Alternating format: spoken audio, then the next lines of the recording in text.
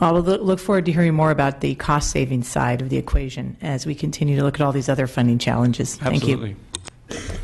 And I look forward to you setting up a meeting with Mr. Keck to do it offline. Thank you.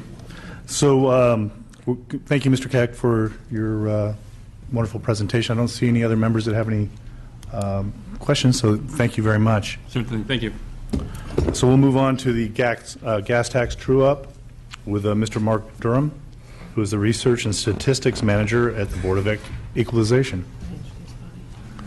And while we're waiting for Mr. Durham to be here, we have the Queen of Transportation, Miss Bonnie Lowenthal, in the audience, who is former chair of the committee.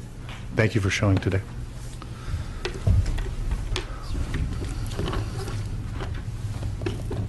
Welcome, sir. Oh, thank you. Thank you.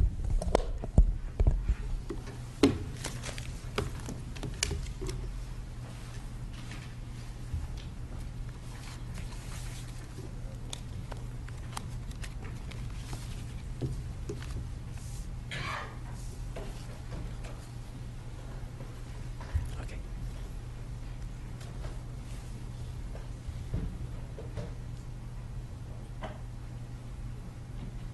No, I don't.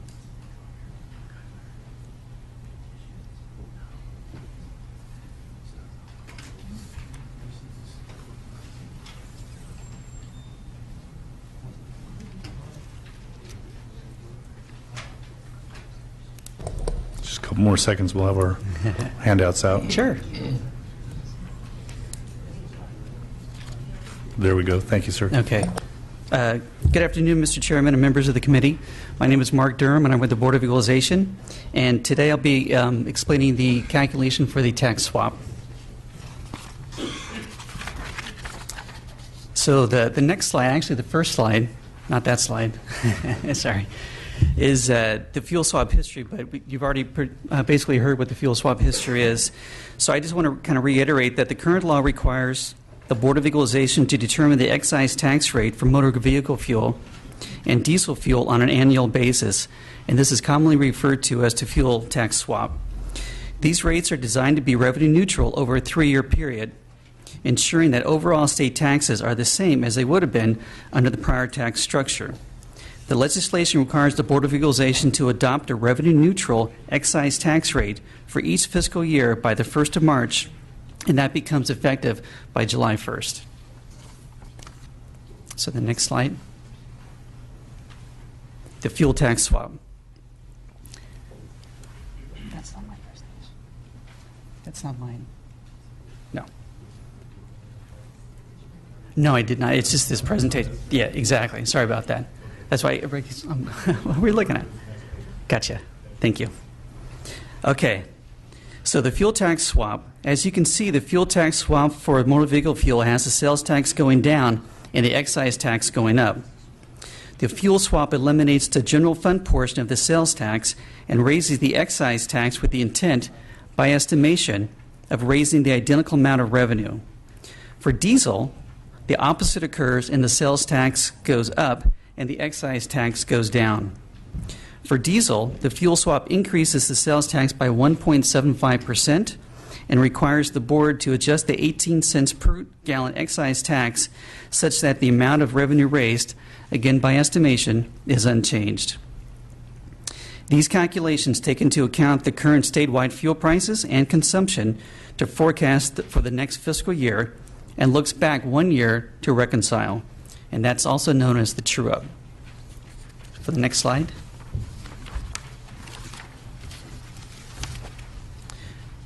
So what do we mean by revenue neutrality? This is a good slide to talk about that. On the left side, the gas pump, for gasoline, let's just say that the gas is $3.50, and this is without any state taxes.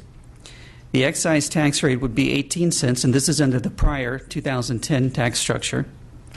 The sales tax would be 26.7 cents, so the total tax would be 44.7 cents that a consumer would pay at the pump, given a total price of $3.95.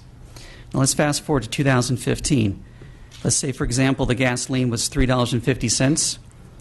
The new excise tax rate, which is going up, and this is on a per gallon basis, would be 36 cents. The sales tax would drop down to 8.7 cents. So it equals the 44.7 cents. And the total pump price would be $3.95 again. Any questions on this slide? Okay. The next slide. Now let's get into what the components are for the swap. When we're calculating this, what we're looking at is we're using the forecasted gas price using Global Insight, which is a microeconomic forecasting firm that forecasts oil prices. We also look at forecasted gallons. We also reconcile from the previous year, and then we also add the 18 cents per tax on the excise tax. Next slide. So kind of an overview of the tax swap. We look at this as a rolling 3-year period. So we're in the current year, 2014-15. What we do is we forecast 1 year out for 15-16, and then we also take a look back to 13-14. And that looking back is what we call the reconciliation or the true-up portion of it. So when we forecast for the 15-16, we are looking 18 months out. That's for this fiscal year. For next fiscal year, this is the rolling 3-year period. So we'd be looking at the 15-16 being the current year. We would forecast out for 16-17, and they would come back and see how well we did for 14-15. So we're always going back and truing up for the previous year, and we are measuring the revenue against what we would have received under the prior tax structure. So the next slide actually gets into the calculation of how we're doing this. So the fuel tax swap calculation. The first year, the rate was set by legislation. And then the preceding years, what we've done is we've taken the Department of Finance's model, which they used for the governor's budget, and we modify that. And what we do when we say we modify, we just update it for the prices. And we use the Global Insight forecasting. So in the upper left-hand corner, you see the blue square that says forecasted gas price. Now, the forecasted gas price, again, is using the Global Insight, and that was as of January of this year. And we've heard some comments saying that the Department of Finance's excise tax rate was 12.5 cents. When we get that model, they gave that to us in late November, and we updated this with the January figures. And between that time period, gas prices dropped an additional 15%. So what we do is we take the forecasted gas price of $2.66, multiply that by the $14.5 billion that's forecasted for that's subject to sales tax. We multiply that by the 5%, which is the foregone revenue, sales tax revenue, and we get a figure of $1.9 billion. Now, the $1.9 billion represents what we would have collected under the old tax structure in 2010. So we call that the foregone revenue. Moving down to the next line. The next line this is kind of the true-up line. So we take the forecasted foregone revenue of $1.9 billion, and we take it's the $386 million. And that $386 million is the cumulative true-up, is the cumulative rolling true-up that we get from 2010 going forward. And what we do is we subtract the $1.9 billion minus the $386 million, and we divide that by the 14.5 billion in gallons that we're forecasting. By doing so, we come up with the excise tax rate of 10.5 cents. Now, the two biggest factors for this calculation, the biggest one is price, the next one is consumption. So what we do is with that excise tax rate change, we split out the 10.5 cents. By splitting this 10.5 cents out, we can see how much the true-up portion is. In this case, the true-up portion is 2.6 cents. And to get that figure, what we do is we go back to the previous year and take the 306 cumulative rolling difference and divide that by the gallons forecasted, and we come up with the 2.6 cents. So the forecasted portion of this is 7.9 cents. Getting back to the 10.5 cents, we take the 10.5 cents, we add that to the existing 18 cents excise, and this is where we come up with a proposed new excise tax rate of 28.5 cents.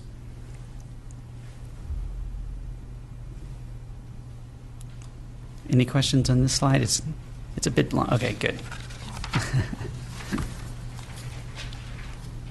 So moving on to the diesel calculation, the diesel tax swap is similar to the gas swap.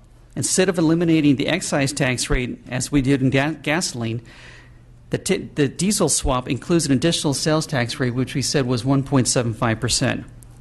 And this is designed to raise the same amount of revenue as we would have under the old tax structure. The board adjusts the excise tax on diesel downward from 18 cents. And the legislation is intended that the revenues raised under the diesel tax swap stay at the same level that they would have been under the old tax system. So in other words, we're doing that revenue neutrality again. Any questions on this? Go into the last slide. Now the last slide is just showing, this is a good representation of, this is for the gasoline, not the diesel. So just on the gasoline side, if you notice in 2009-10, the red bar represents, the red portion of it is the sales tax, the blue is the excise. So when we've gone from 2010-11, you can see the flip, or we call it the swap, of the excise and how much excise has gone up and sales tax has gone down. It's just basically a visual showing that the revenues are going up and how the swap actually takes effect visually. And with that, I'm available for any questions. Any questions? So what's the rate going to be? Good question. So we're going to be proposing the rate. It goes to the board for approval tomorrow. And we're proposing, based on these calculations, at 28.5 cents. Which is how much of a reduction? That's a 7.5 cents reduction from the previous year. The previous year was 36 cents. So based on forecasted prices, and you have the true-up, but we have the cost right now of lower construction costs. And I know you do a true-up in the following, fiscal year. But what is the projected loss if with the rate of the increase in construction cost based on this formula? Is there a net loss because of you have to true up after the following year? So going forward. Well, there's always a cost, but if you're asking the question, if the excise tax rate wasn't set at 10.5%, if it was higher than that, you're always having to adjust. The biggest thing on this whole calculation is trying to forecast out what the gas price is going to be. I know we've just had the refinery that's Conner Fire and Torrance. We went back and we looked at 2012 when we looked at the Chevron refinery in, I think it was in Benicia. And we noticed that gas prices jumped about 5.5 cents during that first week. But then after a while, they began to settle down a little bit. And actually towards the end of the year, because that happened on August 6th, towards the end of the year, they were actually below, 30 cents below what they were when the refinery took effect. And this last one, when the Torrance fire broke out, it raised about 7.5% gas prices. So we're predicting, or we're hoping that the market will adjust its way out, of the price will adjust itself out. In addition to that, I just want to add that in 2012, back in October, there was a huge spike from October 1st through to October 8th, and this is due to a low inventories for gasoline, and that actually jumped 10%. It doubled what the refinery fire did. So again, even with those two incidences, it still kind of leveled itself out by the end of the year. Excuse me. You have the forecasted price at $2.66. Correct. So that's the current price. So you don't expect it to rise in the next 18 months?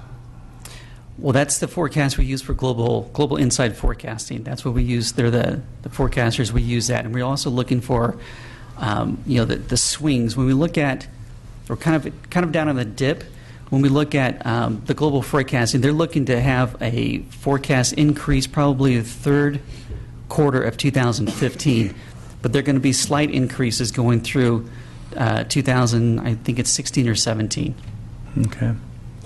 I just have one more question for you, sir. Yes. Was the calculation method you used specifically prescribed in the gas tax swap legislation? This is the calculation that that we're using the model that Department of Finance uses when they do their annual budget. We've used the same model, and we just modify the gas price. So within an annual adjustment, with generating volatile swings in price based excise tax, given that the new legislation might be required, how could this calculation be modified to smooth out the adjustments and still reflect market trends? If somebody was so interested to provide legislation. What I can comment on is the gas price itself, on a way that you could try to smooth out the gas price itself, and that would be potentially looking at taking an average over a 3-year period, potentially looking back 18 months for the actual prices and forecasting out 18 months. So you're kind of taking a 3-year period, just like we're taking a 3-year period in the tax swap, looking forward 1 year, looking back 1 year. But we could take an average of like a monthly average or a weekly average going back 18 months and then trying to smooth it out a little bit that way. And when we've done that, it has smoothed it out a little bit, and it's gone up a couple cents, a couple pennies, by taking like a 3-year average. So hypothetically, would that be favorable to the BOE to move that in that direction for a less volatile standard? That's a good question for the board to answer. Okay, thank you. Yes. That's a great answer. So thank you. For any other questions of the panel? Thank you so much, sir. Great, thank you very much.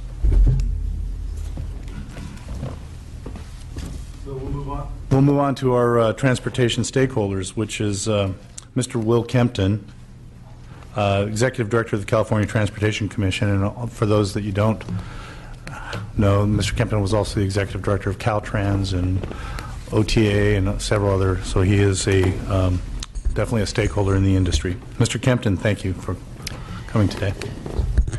Thank you, Mr. Chairman and members. Will Kempton, Executive Director of the California Transportation Commission. With me today is Susan Branson, who is our Chief Deputy, and I'm going to be talking a little bit about our road charge, a pilot program, towards the end of my presentation. And Ms. Branson is handling that, overseeing that for the Commission. And if you have any detailed questions, she can answer them for you. So, we intended to have a PowerPoint for your viewing pleasure, but obviously we're running into, well, maybe we're going to get it. I lost a good deal of faith in Mr. Keck when he didn't have the slide cover open when he was doing his presentation, but in any event. It's not tech stuff. That's mechanical. Thank you, Stephen, and I use this right one here. I'm here to talk to you today based on your request about how transportation has been funded in California and the problems with that funding structure. I'll also talk a little bit about options for providing transportation revenues in the future, including the effort that we have underway with Senate Bill 1077 and the road charge pilot program. Your report talks about the difficulties, the complication of transportation funding in California. I might substitute complicated with incomprehensible because I've been in this business now for 42 years, and I've spent a lot of time talking about transportation financing and funding, and I can tell you it is very difficult. I even teach a class on transportation funding and financing to the Mineta Transportation Institute graduate program. And it gets more difficult each year to teach that class, given the layers and layers of complication that we add to the system. So I'm going to talk about some of the programs that we fund and also the undesirable consequences of an unstable, volatile revenue source.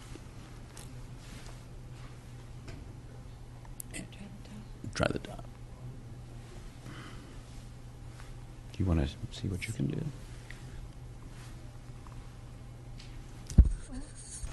There's the computer.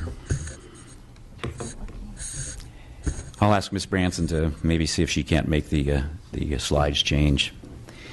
So we have a number of challenges, and you also have a copy of the slides, and we have a number of challenges that we're facing.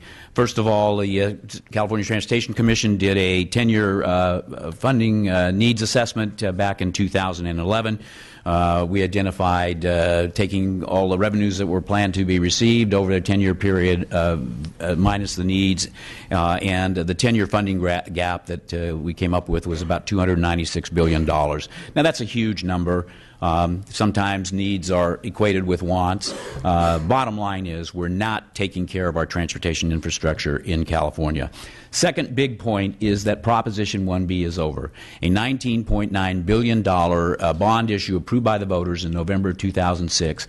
It provided roughly $13+ billion worth of capital investment in our transportation system. There was money for local streets and roads. There was money for transit and rail. There was money for highways. There were money for specific corridors. There was also money for transportation security and some air quality benefits as well. That was a very effective program that I think was well managed by the Transportation Commission and certainly effectively delivered by our local agencies and Caltrans to get that work out. Very accountable and transparent program. We've also seen, as you've heard from our previous speakers, the decline of gas tax revenues and the purchasing power in particular, and then when you throw in the culprit of inflation coupled with increasing costs, it is a recipe for a very difficult time for the program. We've seen the diversion of transportation revenues, continue to see that diversion. We're working to correct that, and certainly the governor's inclusion in last year's budget of a $351 million payback of a loan was a very, very positive step forward. We were quite pleased with that. And then we've just been hit now with this gas tax true-up, the gas tax swap that you've heard about also today. So the base tax of 18 cents was last raised in 1994. And as you heard earlier, the governor has called for the legislature to work together to address what he identified as a $59 billion shortfall over the next 10 years for maintenance and operation needs of the state highway system. And Assembly Speaker Atkins has also proposed a $10 billion package over 5 years to address some of our most critical transportation needs. And then finally, AB 1077 has been approved to address a possible longer-term funding solution via a road charge pilot program. We'll get into that a little bit in a moment. If you look at the State Transportation Improvement Program as one of the major programs that we handle at the Commission in terms of the programming and allocation of these dollars, this is the major source of state funding for transportation programs through California. It is a biennial 5-year program that includes intercity rail, regional highway, and transit improvements. It does include funding, some of its funding, from 44% of the price-based excise tax. Now, that's the portion of the excise tax that Mr. Durham was explaining to you is subject to the true-up relative to what would have been raised if the sales tax had remained in effect on gasoline. In the 2015-16 prior estimated revenues, we were looking at getting $679 million from this source of excise tax. That has been adjusted downwards because of the true-up to $204 million. That's an estimated shortfall of $475 million for the STIP. Now, that was shown on Mr. Keck's pie chart. So the consequences of this, of course, are pretty significant. We may very well have to implement an allocation plan for the State Transportation Improvement Program. That's actually figuring out, setting priorities for projects that are already included in the STIP, that local agencies and people are expecting projects to be funded. We may be looking at delaying some of those projects, and if it's a serious enough impact, we may be looking at putting projects outside of the STIP period. There will be increased costs for delaying projects. Anytime you move projects out, you're going to be suffering that escalation factor that we talked about. And we don't see any new capacity for programming in the 2016 STIP, which is problematic as well. So this is a serious problem that we'll be looking at with respect to the State Transportation Improvement Program.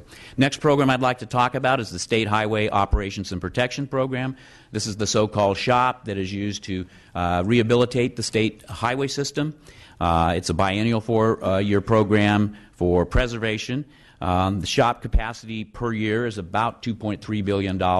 That's quite a bit of money on its face, but when you look at the annual needs that we have in California for the shop and for the state highway system of $8.2 billion, we're looking at an annual shortfall of $5.9 billion. This is the number that the governor referred to in his inaugural address, the $59 billion, $5.9 billion per year over 10 years, where we are short in taking care of our existing system. The consequences are, of course, continued deterioration of the state highway system and increased costs due to deferred maintenance and preservation. The next program is called the Traffic Congestion Relief Program. This is an older program that was actually put in place in the year 2000. It, at the time, committed $4.9 billion to 141 specific projects designated in law. It was actually funded through the sales tax on gasoline back then, and amounts available for the Traffic Congestion Relief Program have been delayed by loans to the general fund over the state's myriad period of budget crises. There's an outstanding loan balance for that particular program of $565 million. This is pre-Prop 42. We're going to see a repayment in 2015-16 of $83 million, but there is no statutory repayment schedule for $482 million remaining from that program. The consequences are that 37 projects have not yet, that were included in the program, have not yet received any allocation. 9 of the 37 projects have been completed, and agencies await reimbursement and increased costs for delayed projects as well. Next, let's talk a little bit about some of the potential new-term solutions and then some long-term sustainable solutions for our revenue picture in California. In the terms of the near-term solutions, we've taken this right out of our 2014 annual report to the legislature, which you received in December of this past year. And some of those solutions that we suggested looking at, we're not behind any of these in terms of saying this is what you absolutely should do, but the potential redirection of truck weight fees is an issue that is certainly on the table, and there's been a couple of bills introduced this term that would accomplish that. But that has to be balanced with the fact that it has a concomitant impact on the general fund in terms of taking away dollars that are currently being used for debt service on transportation-related general obligation bonds. We think that the legislature might want to look at adjusting and indexing the excise tax for inflation. And, Mr. Chairman, this is somewhat consistent with your question relative to how might we address the ability to meet the needs as they change in a more stable way to provide for that an index associated with inflation. We've already talked about early loan repayments. That's certainly something that has been started and that we ought to ensure is completed.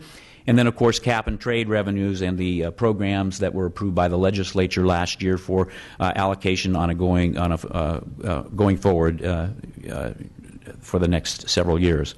Longer-term sustainable solutions. Again, our road charge program that is in place, and we'll explain a little bit more about that with SB 1077.